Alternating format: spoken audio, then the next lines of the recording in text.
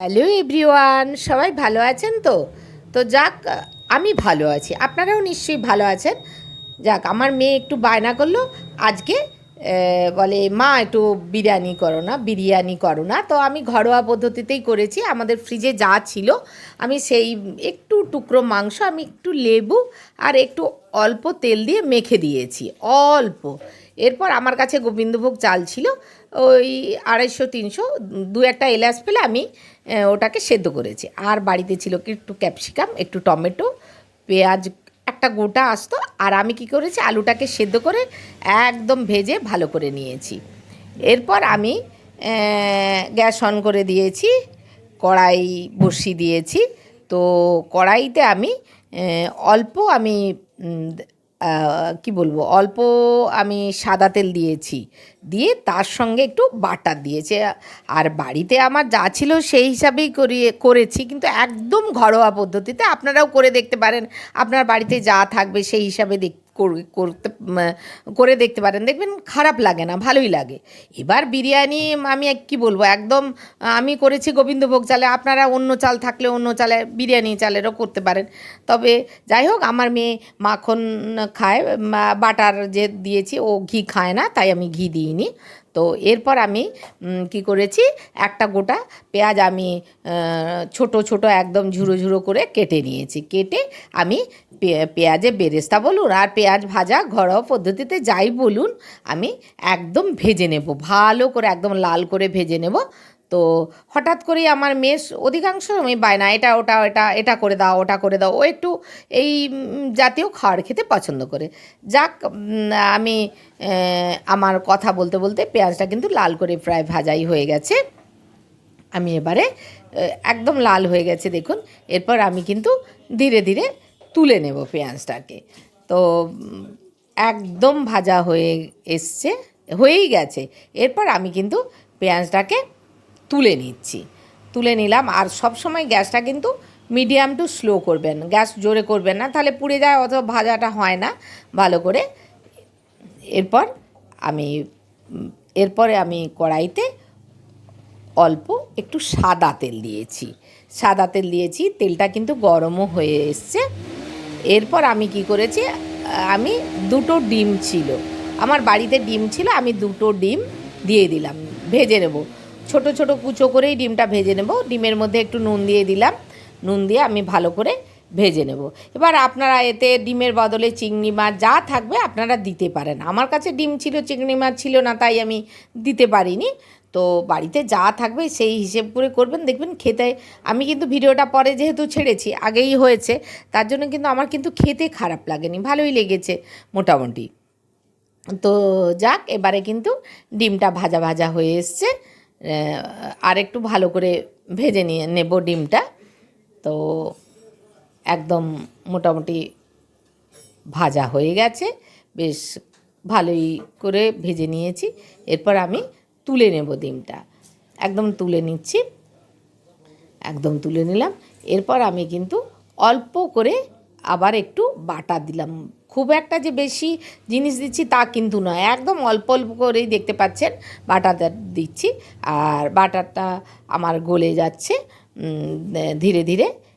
এরপর এর মধ্যে আমি কি দেব, বাটারটা দেওয়ার পর এরপর আমি দেব একটু গরম মশলা, গোটা গরম মশলা। কি দিলাম, এলাচ কয়েকটা, আর দারুচিনি আর লবঙ্গ যা ছিল বাড়িতে তাই দিয়েছি, আর একটা তেজপাতা দিয়ে দিয়েছি। এবার ওটা ভাজা ভাজা হয়ে এসেছে। এরপর অল্প করে অর্ধেক পেঁয়াজ আমি কাটা, একটা গোটার হাফ আমি পেঁয়াজ দিলাম। পেঁয়াজটা কিন্তু ভাজা ভাজা হয়ে এসছে। এরপর একটু নুন দিয়ে দিলাম, নুন দিলে কী হয়, পেঁয়াজটা সেদ্ধ হয় আর ভাজাটাও ভালো করে হয়ে যায়। এরপর আমি একটু রসুন বাটা দিয়েছি, একদম অল্প রসুন বাটা দিলাম। এরপর আমি একটু অল্প আদা বাটা দিয়ে দিলাম। আর দেবো কি, ভাজা ভাজা হয়ে এসছে, তেলটা কিন্তু ছেড়ে ছেড়ে এসছে।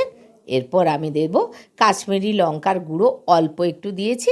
আর তার সাথে আমি একটু দিয়ে দিলাম হলুদের গুঁড়ো, দিয়ে আমি নাড়াচাড়া করছি, ভাজা ভাজা হয়ে এসছে। আর দেব এর মধ্যে কি, কয়েকটা টুকরো ওই যে টমেটো কেটে রেখেছিলাম আমি দিয়ে দিলাম।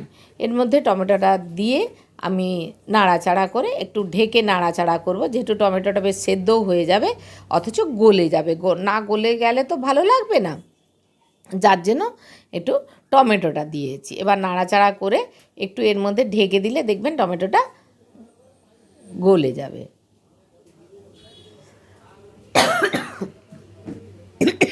তারপর একটু কয়েকটা ক্যাপসিকামের টুকরো ছিল, আমি ক্যাপসিকামের টুকরোটা দিয়ে দিলাম, দিয়ে একটু ঢেকে দেবো, তাহলে সুসেদ্ধ হয়ে যাবে ক্যাপসিকামটা আর ভালো লাগবে। এরপর ক্যাপসিকামটা দিয়ে দিয়ে ভাজা ভাজা হয়ে এসছে। এরপর আমি কিন্তু মাংসের টুকরোগুলো এদের মধ্যে দিয়ে দিলাম। মাংসের টুকরো দিয়ে আমি কি করলাম, ঢেকে দিলাম। ঢেকে একটু সুসেদ্ধ হয়ে যাবে, দেখবেন বেশ সুন্দর সেদ্ধ না হলে তো হবে না, বেশ সেদ্ধ হয়ে যাবে। এরপর আমি কিন্তু আবার ঢাকাটা খুলে একটু নাড়াচাড়া করে দিলাম, দিয়ে আবার একটু আমি ঢেকে দেব। আর এতে তো একটু অল্প করে নুনও দিয়ে দিয়েছি। এরপর আবার ঢেকে দিলাম, ঢেকে দিলে এবার অল্প করে দেখবেন ওই যে জল একটু বেরিয়ে গেছে, আমি জল কিন্তু দিইনি, যেহেতু ওই টমেটো দেওয়া আছে এর মধ্যে, ওই যার জন্যই জলটা বেরিয়েছে। এবার জলটা দিইনি আমি, তার মধ্যে ওর মধ্যেই কিন্তু সুসেদ্ধ হয়ে যাবে।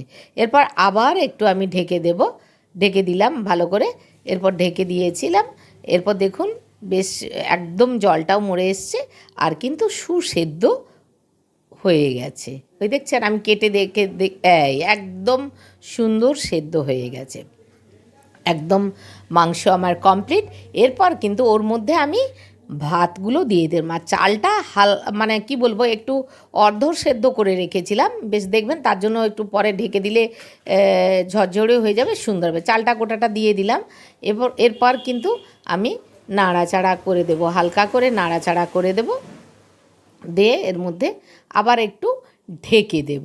ঢেকে দিলে আরেকটু যে চাল ছিল যাই হোক সেটা একদম পুরোপুরি দিয়ে দিলাম। এর মধ্যে একটু নুন আর একটু হালকা করে অল্প মিষ্টি দিলাম, একটু অল্প দিয়ে দিলাম। বেশ একটা সুন্দর স্মেলও ওঠে আর খেতেও টেস্টটা খুব সুন্দর হয়। টেস্টটা চিনিটা নুন চিনির মেজারমেন্টটা ঠিকঠাক থাকলে দেখবেন টেস্ট খুব সুন্দর হয়। যাক, এবার আবার একটু এরপর আলুগুলো দিয়ে দিলাম। আলুটাও একদম কেটে আমি সুসেদ্ধ করে ভেজে রেখেছিলাম, একদম আলু সুসেদ্ধ না হলে ভালো লাগে না খেতে। একদম আমি কুকারের সিটি দিয়েই করেছিলাম, যাক ঢেকে দিয়েছিলাম। আলুগুলো কিন্তু আমার সুন্দর সেদ্ধ, তাও একটু নাড়াচাড়া করে আমি আবার একটুখানি করে ঢেকে দেব, তাহলে আলুগুলো আরও সুসেদ্ধ। আর চালটা যে একটু মানে একটু হালকা একটু আছে, চালটাও সুন্দর সেদ্ধ হয়ে যাবে।